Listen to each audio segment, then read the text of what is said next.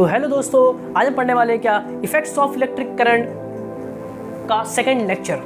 इसके first lecture के अंदर आपने इसका जो बेसिक था, जो 9th के अंदर बहुत सी चीज़ें आपको बताई गई थी, उसको क्या किया था आपने कवर किए थे। आज इसका सेकंड लेक्चर, आज हम बात करने वाले आपके बुक का जो टॉपिक है उसको क्या करेंगे, डिस्कस करेंगे। That's all energy transfer in electric current. Energy किससे ट्रांसफर होती है इलेक्ट्रिक करंट के थ्रू, उसको क्या करेंगे आज समझने की कोशिश करेंगे। काफ़ी इंपॉर्टेंट सा लेक्चर होगा, काफ़ी सिंपल से लेक्चर्स होंगे। अगर आपने इसका फर्स्ट लेक्चर नहीं देखा तो पहले उसको जाकर देख लेंगे कि वहाँ मैंने आपको बहुत सारी बेसिक बताया। वो बेसिक क्या करूँगा मैं यहाँ पे यूज़ करूँगा, तो आपको ऐसा ना हो कि आपको दिक्कत हो कि सर ये फॉर्मूला कहाँ से आ रहा है, ये फॉर्मूला कहाँ से आ रहा है, तो आपको कोई दिक्कत ना हो। इसके लिए इंपॉर्टेंट है कि आप इसके पहले के जो लेक्चर्स है उसको आप देखें हों।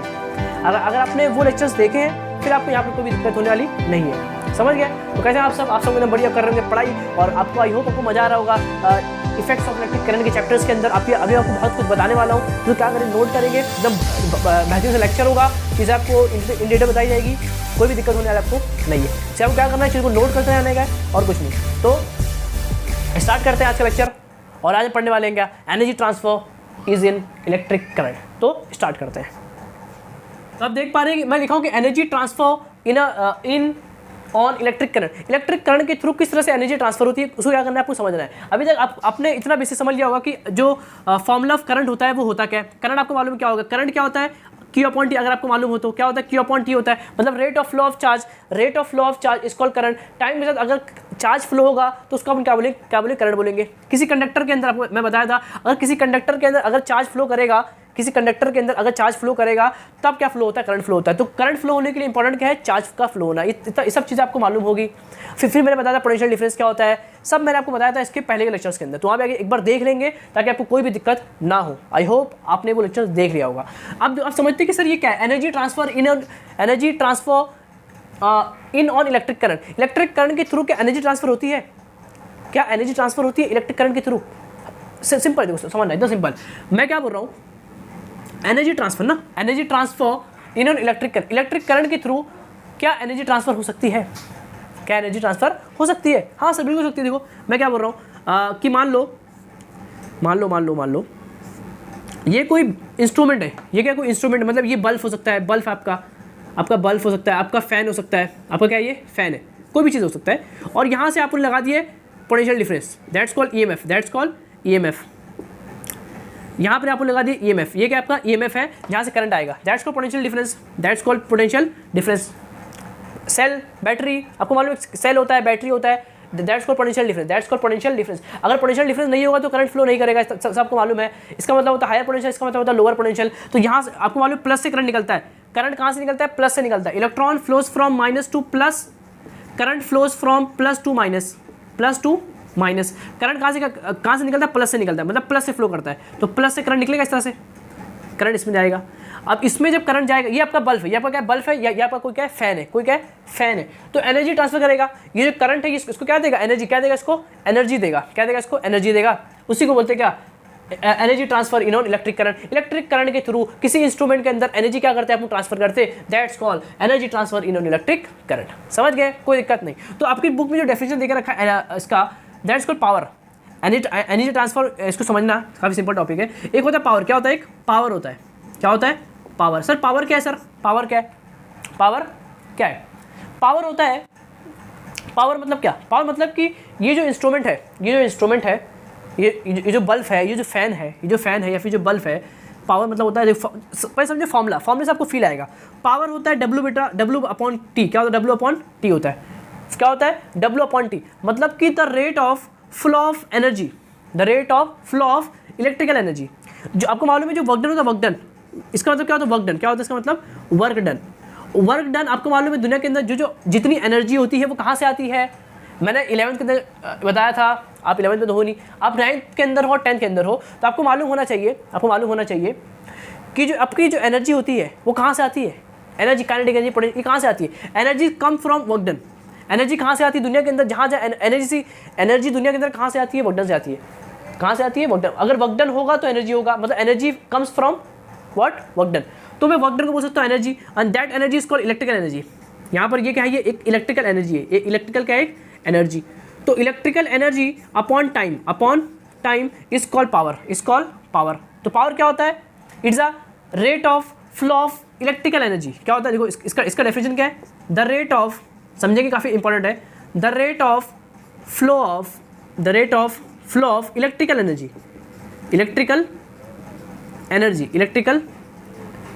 एनर्जी इज कॉल्ड पावर, समझ गए? कोई दिक्कत इसके अंदर नहीं सर।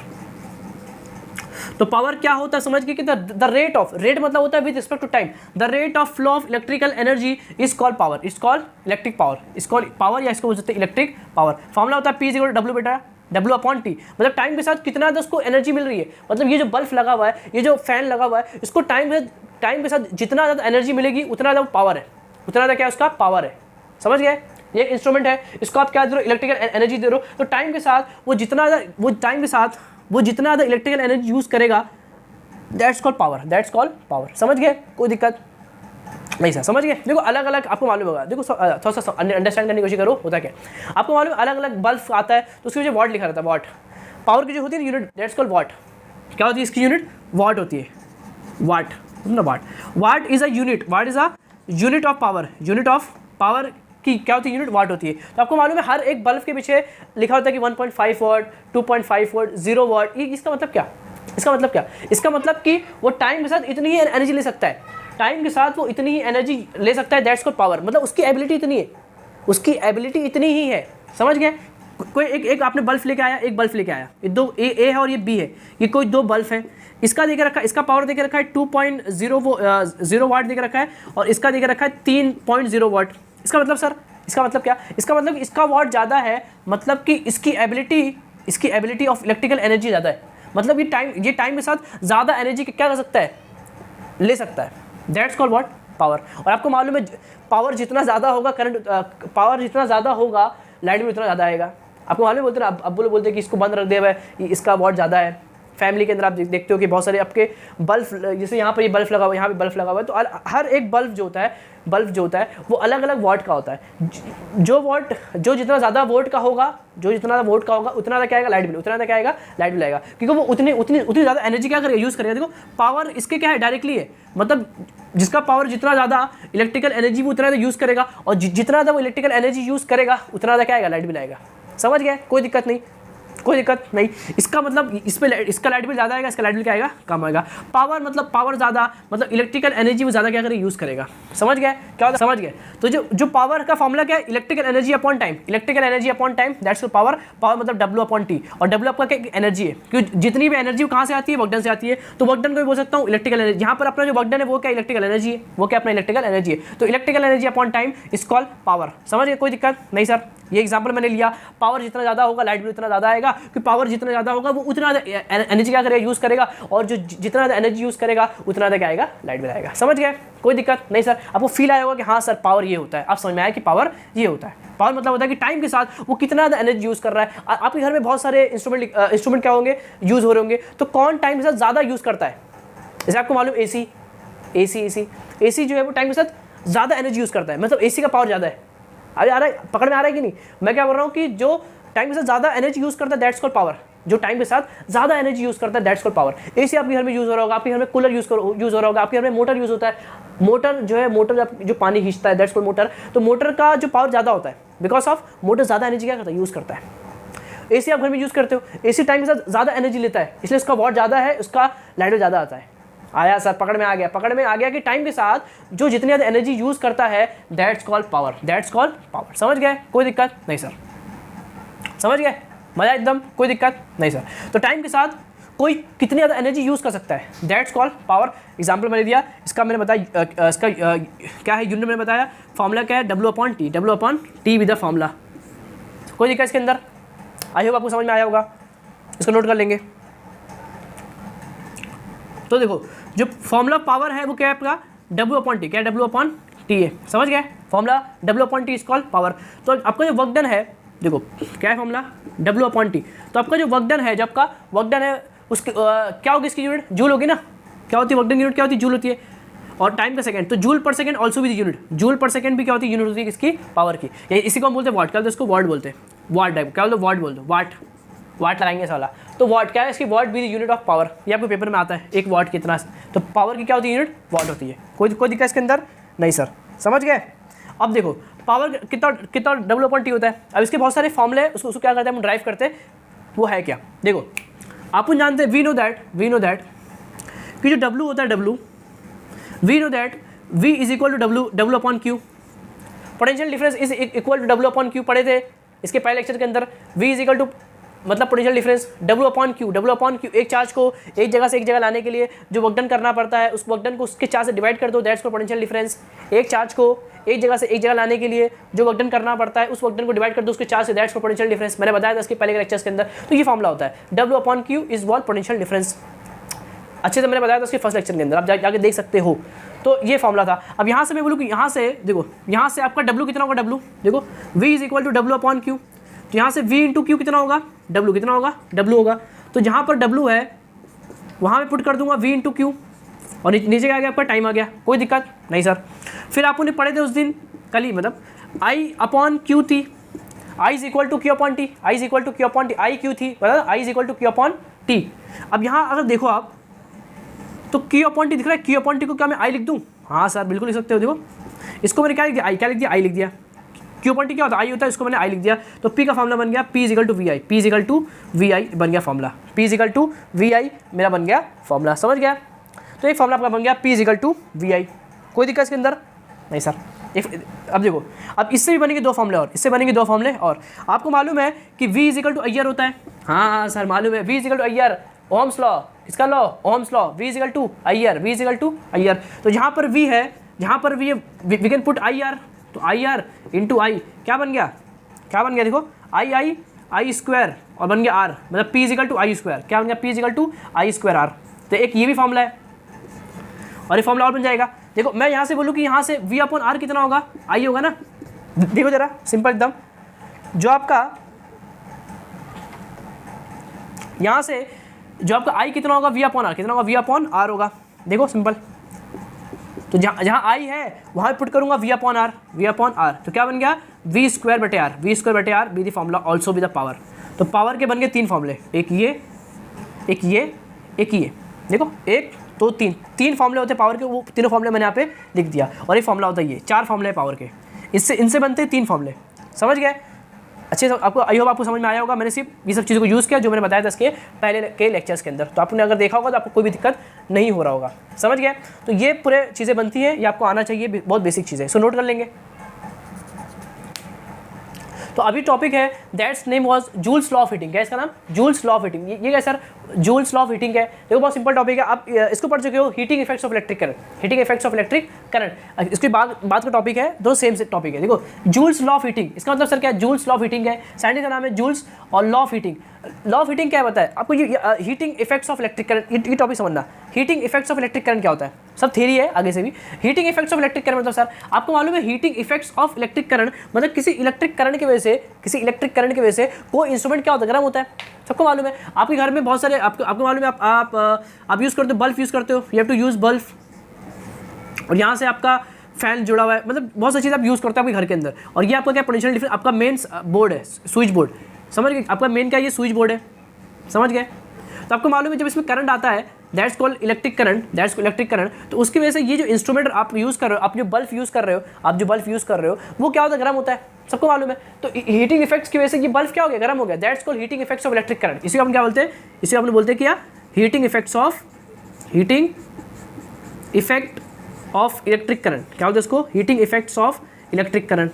इसमें कोई दिक्कत नहीं sir, that's called heating effects of electric current. मतलब कि इलेक्ट्रिक करंट की वजह से कोई जो चीज़ आप यूज़ कर रहे हो, that's called material, that's called load resistance, that's called bulb, या कोई दूसरे इंस्ट्रूमेंट आप यूज़ कर रहे हो, वो क्या होता है, गर्म, क्या होता है, गर्म होता है, उसके अंदर हीट पैदा होती है, that's called heating effects of electric current. सबको मालूम है कि अगर किसी इंस्ट्रूमेंट को, अगर किसी चीज़ को आप करंट दोगे तो वो क्या गर्म, क्या होता है, गर्म होता है। एग्जाम्पल आपका बल्ब क्या होता है, गर्म हो जाता है, शुरू में ठंडा होता है, जब उसके अंदर करंट पास होता है तो कुछ टाइम में क्या होता है, वो गर्म हो जाता है। That's called heating effects of electric current. मतलब हीटिंग इलेक्ट्रिक करंट की वजह से कुछ क्या होता है, हीट क्या होता है, पैदा होता है किसके अंदर, इंस्ट्रूमेंट के अंदर। आप जो इंस्ट्रूमेंट यूज़ कर रहे हो, आप इसको इंस्ट्रूमेंट बोलो या बोलो that's called load resistance, that's called load resistance. क्या होता है उसको इंग्लिश में, लोड रेजिस्टेंस, लोड रेजिस्टेंस, समझ गए। ये जो सामान आप यूज़ कर रहे हो वो क्या होता है, गर्म, क्या होता है, वो गर्म हो जाता है, that's called heating effects of electric current. समझ गए, सिंपल एकदम, कि इलेक्ट्रिक करंट की वजह से कोई भी आपका लोड रेजिस्टेंस या कोई भी जो चीज़ आप यूज़ कर रहे हो, सामान यूज़ कर रहे हो, वो क्या हो जाता है, गर्म हो जाता है, that's called heating effects of electric current. कोई दिक्कत इसके अंदर नहीं। मजा एकदम टॉपिक पढ़ने। तो ये इसका ये हीट होता है, क्या होता है, गर्म होता है। तो कितना गर्म होता है, वी हैव टू फाइंड वो कितना हीट होता है। हीट होता है मालूम है, हीट होता है मालूम है, तो कितना हीट होता है, we have to find the value of heat, we have to find the value of heat. वो कितना गर्म होता है, वो कितना गर्म होता है। अब अलग अलग क्या होंगे, अलग अलग जो मटेरियल्स होंगे, अलग अलग आपके जो लोड रेजिस्टेंस होंगे अलग अलग होंगे। फैन कम गर्म होता है, फैन का जो कॉइल बीच का वो गर्म होता है, आपको मालूम है। फैन का जो आगे कॉइल क्या होता है, गर्म होता है, या पीछे का मोटर गर्म होता है। इसके अंदर पूरा बल्ब आपका क्या गर्म हो जाता है। मशीन आपने फ्रिज देखा, फ्रिज के पीछे का पार्ट क्या होता है, गर्म होता है। अरे देखे नहीं देखे, रोज देखते हो कि इलेक्ट्रिक करंट की वजह से चीज़ें क्या होती है, गर्म हो जाती है। ये सब ने देखा है, आप सबको इसका आइडिया होगा आई होप। बहुत सारी चीज़ें एग्जाम्पल, प्रेस देखो, प्रेस यूज़ करते हो आप, आपके अम्मी यूज़ करते हैं, आप यूज़ करते हो, प्रेस यूज़ करते हो। प्रेस क्या होता है, पीछे गर्म होता है। कैसे गर्म हुआ, आपने दिया उसको इलेक्ट्रिक करंट, अब वो क्या गर्म हो गया। That's called heating effects of electric current. मतलब मेन मुद्दा यही है कि हीटिंग इफेक्ट क्या है कि इलेक्ट्रिक करंट की वजह से कोई भी आपका जो सामान है, आपका जो लोड रेजिस्टेंस है, दैट्स कॉल्ड लोड रेजिस्टेंस, वो क्या होता है, गर्म, क्या होता है, वो गर्म हो जाता है। इसी को बोलते हैं heating effects of electric current. समझ गए, कोई दिक्कत नहीं सर।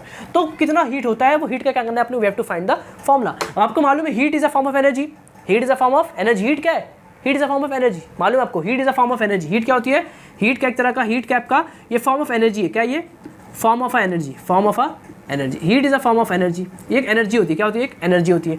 और आपको मालूम है कि दुनिया के अंदर जितनी भी एनर्जी होती है वो कहाँ से आती है, वर्क डन से आती है। ये मैंने आपको बताया कि दुनिया के अंदर जितनी भी एनर्जी कहाँ से आती है, वर्क डन से आती है। चाहे वो कोई भी एनर्जी हो। यहाँ पे जो एनर्जी अपनी क्या, हीट एनर्जी, क्या अपना हीट एनर्जी। हीट में एक तरह का एनर्जी है, और एनर्जी कहाँ से आता है, वर्क डन कहाँ से आता है, वर्क डन से आता है। कोई दिक्कत इसके अंदर नहीं सर, मजा एकदम। अब देखो, अब we have to find the formula, we have to find the formula. अब आपको मालूम है बहुत से तरीके, इसके बहुत सारे तरीके मैं आपको बताता हूँ। वी नो दैट, फर्स्ट तरीका देखो, V इज इक्वल टू कितना होता है, W अपॉन Q होता है। V इज इक्वल टू कितना होता है, W अपॉन W बेटा Q बताया था, W बेटा Q, V W upon Q, that's called V is called potential difference. Formula याद होना चाहिए, W upon Q, that's called potential difference. तो यहाँ से W कितना होगा, V इंटू Q, कितना होगा, V इंटू Q होगा। देखो यहाँ से वी कैन राइट W कितना होगा आपका, कितना होगा, V इंटू Q होगा। कोई दिक्कत नहीं, लेकिन आपको मालूम है V इज इक्वल टू कितना होता है, अय्यर भी होता है। हाँ sir, V is equal to कितना होता है, अय्यर होता है। तो ये हो गया, अय्यर हो गया। यहाँ पर Q बचा हुआ है, और आपको मालूम है, देखो समझ गए, V is equal to I R होता है, V is equal to I R होता है। और I इज इक्वल टू कितना होता है, I is equal to Q upon T, I is equal to Q upon T। तो IT कितना होगा, फिर Q कितना हो जाएगा, Q जाएगा। तो जहाँ पर Q है वहाँ पर ये पुट कर दो, जहाँ पर V है वहाँ पर ये पुट कर दो। V is equal to I R, देखो अय्यर हो गया। Q कितना होता है, IT होता है, तो IT हो गया। देखो आई क्या बन गया, आई स्क्वायर बन गया, और RT बन गया। तो that's the formula of work done, that is formula of work done. और आपको मालूम वर्क डन किसके बराबर है, एनर्जी के बराबर। और एनर्जी बराबर किसके, H के। तो H is also equal to work done, मतलब we can say that's I square RT be the heat. इतनी हीट होगी, इतनी हीट होगी आई स्क्वायर RT के बराबर। समझ गए, कोई दिक्कत नहीं सर, मजा एकदम, कोई दिक्कत इसके अंदर। तो ये फॉर्मूला, ये क्या फॉर्मूला, क्या रखेंगे, याद रखेंगे। समझ गए, कोई दिक्कत इसके अंदर नहीं। इसको आप प्रूफ कर सकते हैं एक और मेथड से। अरे बहुत तरीका है, बहुत तरीका प्रूफ करने का। देखो आपको साइंस के लौंडे लोगे, साइंस के बंदे लोगे, तो क्या करते चीज़ों को,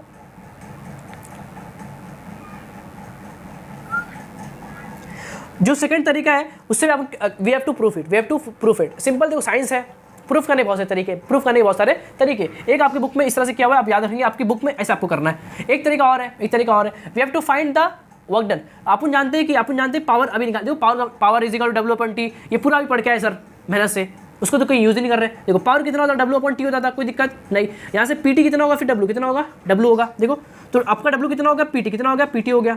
कोई दिक्कत नहीं सर। आपका P देखो बराबर है, P बराबर किसके है, VI के बराबर है। तो VI और बाजू में क्या लग गया, T लग गया। तो एक फॉर्मूला ये बन गया, work done is equal to, और एक आपका P बराबर है I स्क्वायर R के। देखो P बराबर है I स्क्वायर R के, तो I square R into T बन गया। एक P आपका बराबर है किसके, V स्क्वायर बाई R के, तो V square by R T। ये तीन मैंने बना दिया फॉर्मूले वर्क डन के। सबके सब बराबर किसके होंगे, H के बराबर होंगे। सबके सब बराबर किसके होंगे, H के बराबर होंगे। देखो, और आपने सिर्फ इसको यूज़ किए, work done is equal to H, तो H is equal to work done is equal to I square RT, I square RT। समझ गया, देखो फॉर्मूला। और लेकिन इसके दो फॉर्मूले और हैं। देखो ये भी फॉर्मूला सही है, ये भी सही फॉर्मूला है, ये भी सही है, ये भी सही है। ये तीनों फॉर्मूले, तीनों क्या फॉर्मूला ऑफ हीट है, लेकिन ये आपकी बुक में नहीं दिया हुआ है। समझ के मैंने आपको हल्का सा बता दिया ताकि आपको अंडरस्टैंड होता रहे कि चीज़ें बहुत तरीके से प्रूफ हो सकती है, बहुत तरीके से चीज़ें क्या हो सकती है, प्रूफ हो सकती है। आपको सिर्फ याद रखना ये तरीका, I square RT is your H। समझ गए, कोई दिक्कत नहीं। That's called joules law of heating, that's called joules law of heating की इतनी हीट लगती है। I स्क्वायर RT क्या होती है, बराबर होती है आपकी हीट। कोई दिक्कत नहीं सर, याद रखिए फॉर्मूला क्या है, H इक्वल कितना होता है I स्क्वायर RT का। मतलब जो हीट है वो आई स्क्वायर की क्या होती है, डायरेक्टली प्रोपोर्शनल होती है, आर की क्या होती है, डायरेक्टली प्रोपोर्शनल होती है, और टी की क्या होती है, डायरेक्टली प्रोपोर्शनल में होती है। समझ गए? That's what joules law of heating, that's called joules law of heating. समझ गए? कोई दिक्कत नहीं सर।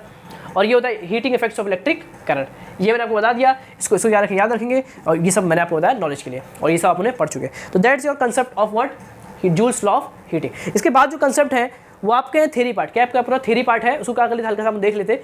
पूरा थ्योरी, ये मेन इंपॉर्टेंट पार्ट था जो मैंने क्या कर दिया, आपको कवर कर दिया। उसके बाद आप बुक में देख पा रहे होंगे, लिखा होगा आपको heating effects of electric current, लिखा है कि आपको heating effects of electric current. तो अब वो मैंने आपको बता ही दिया क्या होता है heating effects of electric current, कि इलेक्ट्रिक करंट अगर किसी इंस्ट्रूमेंट में पास किया जाए या किसी लोड रेजिस्टेंस में पास किया जाए तो वो क्या होता है, गर्म हो जाता है। That's called heating effects of electric current. उसका फॉर्मूला मैंने आपको बता दिया, that's called joules law of heating. और फिर इसके बहुत सारे एग्जांपल्स हैं, इसके बहुत सारे एग्जांपल्स हैं। जैसे आपको एक एग्जांपल मालूम होगा, मैंने आपको एग्जांपल दिया, बल्ब जो होता है वो क्या गर्म होता है कि नहीं होता है, that's called heating effects of electric current, that's called heating effects of electric current.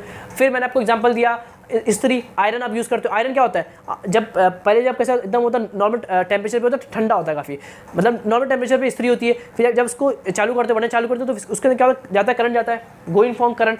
ये आपका इस्त्री है, इसमें करंट गया, तो जब करंट जाता है तो फिर ये क्या होता है, गर्म होता है। उसका कॉइल जो था नीचे, कॉइल वो क्या गर्म होता है। That's called heating effects of electric current. उसके अंदर गया करंट और वो क्या गर्म हो गया। बस इसी को, कोई भी सामान के अंदर conductor, that's called load resistance, उसके अंदर अगर करंट जाएगा तो वो क्या होता है, हीट होता है। क्या होता है, हीट पैदा करता है, वो हीट होता है। That's called heating effects of electric current. Example मैंने आपको बताया क्या, बल्ब का एग्जांपल मैंने आपको दिया, मैंने आपको एग्जांपल दिया, आयरन का एग्जांपल मैंने आपको दिया। बल्ब के अंदर जो वायर यूज होती है वो आपको आता है पेपर के अंदर, दैट्स कॉल्ड व्हाट, टंगस्टन की वायर। बल्ब के अंदर जो वायर यूज होता है ना, दैट्स कॉल्ड टंगस्टन वायर। अब जो बल्ब किस तरह से ग्लो करता है, बल्ब किस तरह से करता है, आपको याद रखना कि बल्ब के अंदर क्या होता है, एक वायर होता है। क्या होता है, एक वायर होता है। वो वायर गर्म होता है, वो इसमें आधा करंट जाता है, उस करंट की वजह से वायर क्या होता है, गर्म होता है। वायर जब गर्म होता है, जो वायर यूज होता है, that's called tungsten wire, that's called tungsten wire. और वो जो वायर होता है उसका जो बॉइलिंग पॉइंट, मेल्टिंग पॉइंट वगैरह जो है ना, वो बहुत ज़्यादा होता है। दैट्स कॉल्ड 3400 डिग्री तक वो क्या हो सकता है, हीट को, मतलब दैट्स कॉल्ड बॉइलिंग पॉइंट और melting point. That's boiling point और मेल्टिंग पॉइंट बहुत ज़्यादा होता है किसका, टंगस्टन वायर का। इसलिए क्या करते हैं, we are use in the bulb, और सबका यूज़ नहीं करते बिकॉज ऑफ, और इतने अच्छे नहीं होते। जो टंगस्टन वायर होता है उसका मेल्टिंग बॉइलिंग पॉइंट बहुत ज़्यादा होता है, इसलिए उसको क्या करते हैं, अपन यूज़ करते हैं किसके अंदर, बल्ब के अंदर। समझ गए? तो वो गर्म होता है, और गर्म होने के से वो क्या करता है, ग्लो करता है, और इस तरह से अपना बल्ब क्या होता है, काम होता है, ग्लो करता है, मतलब चमकता है। तो इस तरह से अपने क्या मिलती है, रोशनी मिलती है किसके अंदर, बल्ब के अंदर। और आप जो आयरन वगैरह यूज़ करते हो, आयरन के अंदर सिंपल फंडा होता है, आपने चालू किया, अपने इंस्ट्रूमेंट चालू किया, बल्ब अपना चालू किया, उसको इलेक्ट्रिसिटी मिली, उसके साथ जो नीचे जो कॉइल होता है, जो आयरन का जो नीचे कॉइल है, दैट विल बी हीटेड। वो क्या होता है, हीट होता है, गर्म होता है, उसके से अपन अपनी जो स्त्री क्या होती है, वर्क करती है। समझ गए? तो ये बहुत सारे 2-3 एग्जांपल थे, आपको क्या रखना, याद रखना है। ऐसे बहुत सारे एग्जांपल्स है, आप उसको समझ सकते हो, गीजर वगैरह पानी गर्म करने के लिए, ऐसे बहुत सारे क्या इसके एग्जाम्पल है, आप उसको समझ सकते हो। उसके बाद जो कंसेप्ट है वो है कि 3 तरह के वायर वगैरह होते हैं। क्या होते हैं, 3 तरह के होते हैं, वायर होते हैं। उसको मैं ऐसे हल्का सा पढ़ दूँ तो आप समझ जाओगे, आई होप। देखो मैं हल्का सा रीड कर देता हूँ, आप समझ जाओगे, बहुत सिंपल टॉपिक है सब। क्या है कर कि आपको मालूम है 3 तरह के वायर होते हैं। 3 तरह के होते हैं वायर होते हैं, आपको मालूम है। आपका जो स्विच बोर्ड है ना, देखो ये पूरा पार्ट है, इंजीनियरिंग का पूरा पार्ट होता है असल में, बहुत दैट्स को इलेक्ट्रिकल इंजीनियर, दैट्स को इलेक्ट्रिकल इंजीनियर। तो उनका पूरा ये पार्ट है कि जो आपके जो घर में जो बोर्ड लगा होगा, स्विच बोर्ड लगा होगा, वहाँ पे 3 तरह के वायर, क्या 3 तरह के वायर, इसको पढ़ाया जाए तो बहुत टाइम लग जाएगा। 3 तरह के होते वायर होते हैं, आपको मालूम भी होगा। एक होता है आपका व्हाट, फेज वायर, दैट्स को लाइव वायर। 3 तरह के होते वायर होते हैं, तो समझते रहो, इसको पढ़ाने का मतलब नहीं है क्योंकि सब थ्योरी पार्ट है। 3 तरह के होते वायर होते हैं, ये आपको मालूम होगा। सर कौन से वायर सर, देखो एक होता है लाइव वायर, एक होता है आपका न्यूट्रल, क्या होता है आपका न्यूट्रल, और एक होता है आपका सिंपल तरीके से क्या, अर्थिंग, क्या होता है, अर्थ होता है, दैट्स कॉल्ड अर्थिंग। तो 3 तरह के वायर होते हैं, एक वायर, 2 वायर, 3 तरह। तो एक होता है live wire, that's called phase wire, that's called phase wire, और एक होता है आपका न्यूट्रल, और एक होता है आपका अर्थ। 3 तरह के क्या होते हैं, वायर होते हैं, आपको याद होना चाहिए। एक होता है लाइव, न्यूट्रल एंड अर्थ। जो लाइव वायर, जो लाइव होता है उसका क्या होता है, फेज, क्या होता है, फेज बोलते हैं। फेज मतलब उसके करंट, उसके अंदर क्या होता है, करंट होता है। अगर आपने कभी अपने, देखो सब आपको नॉलेज, आपको मालूम होगा, अगर आपने कभी उसके अंदर आपने देखा कि कुछ जलता है, वो क्या होता है, जलता है, लेकिन न्यूट्रल का कभी जलता नहीं। 2 ही होते हैं एक सॉकेट के अंदर, सॉकेट मतलब जब इसमें आप चार्जर लगाते हो, दैट्स कॉल्ड सॉकेट। वो 5 पिन 3 पिन वाला सॉकेट होता है। क्या होता है, 5 पिन और 3 वाला सॉकेट होता है। तो सॉकेट के अंदर तो 5 होते हैं। समझना, काफ़ी मज़ेदार है, सब अच्छे टॉपिक्स हैं, सब आपको इंटरेस्टिंग टॉपिक है, सब आपको हल्का सा आना चाहिए। देखो दैट्स कॉल्ड लाइव ना, दैट्स कॉल्ड लाइव है। तो अब आपके घर में जो सॉकेट होता है, सॉकेट देखे होंगे ऐसा 5 बना होगा, 5 पिन का सॉकेट बना होगा, that's called socket, that's called, इसको सॉकेट बोलते हैं। क्या देखो तो सॉकेट बोलते हैं। सॉकेट बहुत तरह के होते हैं, एक होता है 2 पिन, 3 पिन, 5 पिन। यहाँ 5 पिन बने हुए ना, दैट्स कॉल्ड 5 पिन सॉकेट। अरे आप लगाते हो, मिक्सर का लगाते हो, समझ गए सर। तो 5 पिन का सॉकेट होता है। तो सबसे पहले ये जो होता है ये अर्थ क्या होता है, अर्थिंग का वायर क्या होता है, अर्थ होता है। और यहाँ पर ये जो होता है ना ये कभी भी फेस क्या होता है, कभी भी फेज होते हैं। ये डिपेंड करता है कि जो वायर मैंने कहा ज़्यादातर तो इसी तरफ फेज होता है, इस तरफ फेज होता है, मतलब इस तरफ लाइव वायर होता है, और इस तरफ क्या होता है, न्यूट्रल। क्या होता है, LN, that's called live wire, that's called neutral, live and neutral, समझ गए। अर्थिंग का ऊपर होता है, ये भी LN होता है, मतलब ये भी लाइव वायर और ये क्या आपका होता है, न्यूट्रल होता है, समझ गए, कोई दिक्कत नहीं सर। जो लाइव वायर इसे अपन क्या बोलते हैं, फेस, क्या बोलते हैं उसको, अपन फेस बोलते हैं, मतलब इसके अंदर करंट, इसके अंदर असल में क्या होता है, एक्चुअल में करंट होता है, करंट इसी के अंदर होता है, किसके अंदर, इसके अंदर क्या होता है, करंट होता है। अगर आपने इसमें डालोगे उंगली ना तो आपको लगेगा झटका, आपको लगेगा झटका, इसके अंदर करंट नहीं होता, इसके अंदर कभी करंट नहीं होता, समझ गए। ये आपको थोड़ा सा आना चाहिए। आपको पहचानना है कि इसमें से कौन लाइन है। एल मतलब लाइन भी होता है, एल मतलब क्या होता है, लाइन वायर होता है, लाइन वायर, इसको लाइन भी बोलते हैं, इसको लाइव बोलते हैं, इसको क्या बोलते हैं, इसको फेज बोलते हैं, सब बात क्या एक ही है, समझ गए। तो आपको तो पहचानना है कि इसके अंदर इसमें कौन सा लाइन है और कौन सा न्यूट्रल है। तो आप क्या करना, आप सिंपल ऐसा उठाना इसको, डायपर वगैरह उसके ऐसा डाल देना, टेस्टर बोलते हैं उसको, टेस्टर, सभी पार्ट ऑफ इलेक्ट्रिकल इंजीनियर का क्या, तो उसको टेस्टर बोलते हैं। देखिए टेस्टर जलता है ऊपर, देखा होगा आपने, टेस्टर बोलते हैं। तो टेस्टर क्या करते हैं, उसको अंदर डाल दो, जब टेस्टर अंदर डालोगे तो जलने लगेगा, ये जलने लगा मतलब इसके अंदर क्या करंट है, क्या इसके अंदर करंट है, और जब आप इसके अंदर डालोगे तो ये जलेगा नहीं, दैट्स कॉल्ड न्यूट्रल, समझ गए। तो एक होता है लाइन वायर, एक होता है लाइव वायर, उसको क्या बोलते हैं, फेज बोलते हैं, उसके अंदर करंट होता है और इसके अंदर करंट नहीं होता, इसको बोलते हैं अर्थिंग, क्या होता है, इसको अर्थिंग बोलते हैं। Earthing wire connect from ground to earth, क्या करते हैं उसको अर्थ से क्या करते हैं, कनेक्ट करते हैं, ताकि कोई भी करंट हो तो पास कर जाए अर्थ में। अर्थ क्या होता है, अपना इंसुलेटर होता है, वो क्या करता है, एब्जॉर्ब ऑल दी करंट्स, इसलिए क्या करते हैं, यूज़ करते हैं अपन इसको, अर्थ को। अर्थ क्या करता है, एक वायर होता है जो एक वायर होता है, they connect from earth surface, ताकि कुछ भी करंट वगैरह अगर उतरे किसी सामान के अंदर तो क्या हो जाए, डायरेक्ट वो पास कर जाए अर्थ के अंदर, और क्या करता है उसको एब्जॉर्ब कर लेता है करंट को, समझ गए। That's called earthing wire, that's called line, that's called phase. आपके जितने भी इंस्ट्रूमेंट होते हैं, देखो पूरा पार्ट है इलेक्ट्रिकल इंजीनियर का, जो भी जितने भी इंस्ट्रूमेंट जो चलते हैं वो दो चीज़ों पर चलते हैं, लाइव एंड L और N पे, मतलब लाइव और न्यूट्रल के बिहाफ पर ही कोई आपके घर में जितने भी चीज़ें चल रही हैं वो इन दो पे चलती है, लाइन और LN पे, मतलब न्यूट्रल और फेस पे, न्यूट्रल और फेस पे ही कोई भी इंस्ट्रूमेंट क्या होता है, वर्क करता है। आपके घर में जितने भी पंखा है, लाइट है, बल्ब है, AC है, जितनी चीज़ें वो इन दो के संपर्क में आने पे ही क्या होती है, काम करती है। अगर इसमें से एक भी क्या होगा, काम नहीं करेगा, एक भी वायर अगर ब्रेक होगा कहीं से, तो फिर वो इंस्ट्रूमेंट काम नहीं करेगा। पंखा कोई भी चीज़, दो वायर होता है, आपने देखा हर इंस्ट्रूमेंट में 2 वायर निकल के रखता है, 3 वायर होता है, एक होता है अर्थ के लिए, वो ना हो तो भी चलेगा, ना हो तो भी चलेगा। 2 इंपॉर्टेंट है, 2 क्या इंपॉर्टेंट है, एक लाइन और N, मतलब न्यूट्रल और फेज, ये 2 वायर होंगे, और ये 2 वायर के संपर्क में आने पर ही कोई इंस्ट्रूमेंट क्या करता है, काम करता है, समझ गए, कोई दिक्कत नहीं। तो 3 तरह के होते हैं वायर होते हैं, ये आपको याद रखना है। उसके बाद फिर आपको बहुत सी चीज़ दे के रखा है, आपके घर में जो वोल्ट कितना आता है, 220 वोल्ट आपके घर में आता है, इतना आपको याद रखना है। और सब आपको दे के रखा है कि अर्थ जो वायर होता है, we are connect from earth surface, सब आपको यहाँ पे नीचे आप पढ़ेंगे, आपको हर चीज़ क्या होगी समझ में आएगी। देखो सब दे के रखा है। The earth is connected to the ground due the fold in the equipment of plastic coated with live. हाँ, सब दे के रखा है कि जो वायर आपके घर में आता है उसको क्या करते हैं, कोट करते हैं, जो अपने छिलते वायर को, तो अंदर मेन करंट उसमें आता है। जो वायर होता है उसके ऊपर कोटिंग होती है इंसुलेटर की, उसके से अपन अगर वायर को छूते तो भी अपने करंट नहीं लगता, क्योंकि अंदर मेन वायर है ना, अंदर जो मेन वायर है, करंट जिसमें पास हो रहा है उसको छूने तो आपको लगेगी करंट। कभी ना कुछ टाइम क्या होता है, वायर क्या होता है, कहीं से कट जाता है, तो छूने में क्या लगता है, करंट लगता है, समझ गए। तो होता क्या है, जो वायर है, जो अंदर जो वायर होता है, कभी देखेंगे, कभी वायर को आप छीलेंगे, देखेंगे कि अंदर एक वायर होता है, उसके ऊपर क्या कोटिंग होती है, कोटिंग क्यों होती है, ताकि आपको करंट वगैरह ना लग सके। तो वही सब यहाँ पे आपको सिंपल तरीके से देके रखा है, और कुछ नहीं, समझ गए। सब चीज़ आप अच्छे से समझ सकते हो, अच्छे से, कोई इसमें दिक्कत नहीं होने वाली है। इसमें एक आता है कि we are use what fuse use करते हैं, क्या करते हैं, we are use what fuse. Fuse क्या होता है पता है, फ्यूज़ होता है आपके जो सॉकेट के अंदर, आपके जो स्विच बोर्ड के अंदर लगा हुआ सॉकेट लगा हुआ, क्या होता है, सॉकेट लगा हुआ। सॉकेट क्या होता है पता है, सॉकेट भी एकदम सिंपल चीज़ है। सॉकेट क्या होता है, एक हल्का सा वायर होता है, पतला सा वायर। सॉकेट मेन, जैसे आपका यहाँ से मेन जगह से करंट आ रहा है, मेन जगह से क्या आ रहा है, आपका करंट आ रहा है, तो वी आर कनेक्ट, ये जो आपका स्विच बोर्ड है, तो स्विच बोर्ड को और मेन जो लाइन है जहाँ से करंट आ रहा है, मेन लाइन जहाँ से करंट आ रहा है, तो यहाँ पे सबसे पहले आपको लगाते हैं किसको, फ्यूज़ को, किसको लगाते हैं, फ्यूज़ को लगाते हैं। फ्यूज़ क्या होता है सर, फ्यूज़ हो ना, फ्यूज़ और इसके बीच एक पतला सा वायर होता है, क्या पतला सा, एक वायर, एक थिन पतला सा वायर होता है, क्या एकदम मिली छोटा थिन पतला सा वायर होता है, दैट्स कॉल्ड फ्यूज़। ये पतला सा क्या होता है, वायर होता है, दैट्स कॉल्ड फ्यूज़। तब होता क्या पता, होता क्या है, कभी ओवरलोडिंग हो गई, कहीं बहुत ज़्यादा करंट आने लगा, कभी आपके स्विच बोर्ड के अंदर, आपके घर के अंदर कुछ क्या हो गया, कहीं शॉर्ट सर्किट हो गया, कुछ कहीं करंट ज़्यादा फ्लो कर गया, तो होता क्या पता है, इसमें करंट ज़्यादा फ्लो करता है, इसमें जब ज़्यादा फ्लो करता है तो ये पिघल जाता है। ये बहुत पतला सा होता है, ज़्यादा करंट पे क्या होता है, पिघल जाता है, ज़्यादा करंट पे क्या होता है, ये मेल्ट हो जाता है, समझ गए। तो ये मेल्ट हो जाएगा, तो ये टूट जाएगा, तो आपका कनेक्शन यहाँ से टूट जाएगा, तो आपके स्विच बोर्ड के अंदर करंट क्या हो जाएगा, बहना बंद हो जाएगा। समझ गए। तो फ्यूज़ क्या होता है, फ्यूज़ क्या होता है, मेन लाइन को और आपके स्विच बोर्ड को करंट करते बाय फ्यूज़। फ्यूज़ के अंदर एक पतला सा क्या होता है, वायर होता है, उसके थ्रू क्या होता है, करंट आपके करंट क्या फ्लो होता है आपके इसके अंदर, स्विच बोर्ड के अंदर। तो जब ज़्यादा ओवरलोडिंग हो जाती है या ज़्यादा करंट फ्लो हो जाता है, समझ गए, ज़्यादा ओवरलोडिंग हो गई, ये ज़्यादा कभी मतलब करंट फ्लो हो गया या कभी कुछ प्रॉब्लम आ गई, तो क्या होता है फिर ये वायर क्या होता है, ये वायर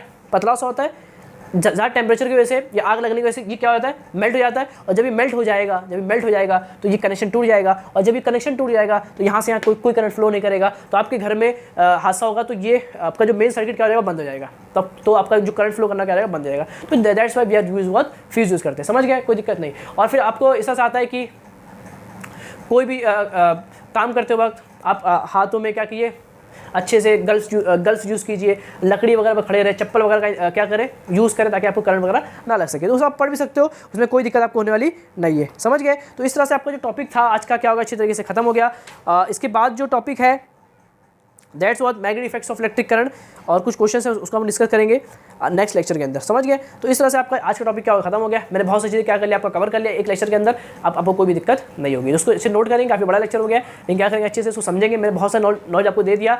अब आप यहाँ से आपको ये भी क्वेश्चन छूटने वाले नहीं है। प्रैक्टिस करते रहेंगे, पढ़ाई करते रहेंगे। कुछ डाउट है क्या करेंगे, कमेंट करेंगे, आपका भाई आपको उसका आंसर दे देगा। तो पढ़ाई करते रहेंगे। मैं मिलता हूँ नेक्स्ट लेक्चर में, तब तक के लिए ओके बाय।